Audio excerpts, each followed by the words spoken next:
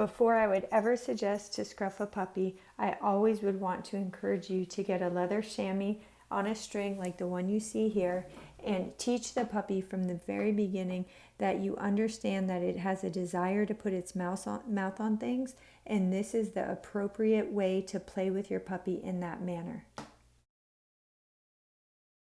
By using a leather chamois, I am giving the puppy the opportunity to express themselves through their mouth through a play which is familiar to them, but with an appropriate object. Be ready to play with the leather chamois when you notice your puppy being extra mouthy. The definition to me of scruffing a puppy is when you gently pull up on the extra fur on the back of the puppy's neck.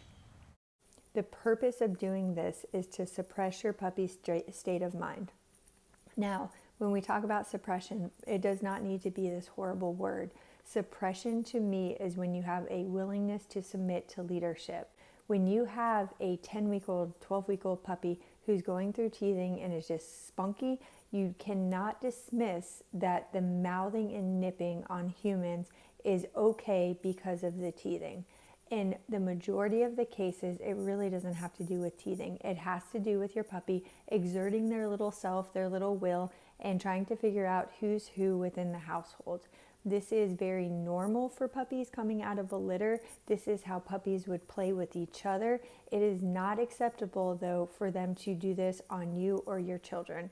I want to reiterate that boundaries and leadership have already been established for your puppy within the litter, either from their brothers and sisters or from the mom. This is not meant to be an abrupt correction, and it's not meant to be done in an emotional state.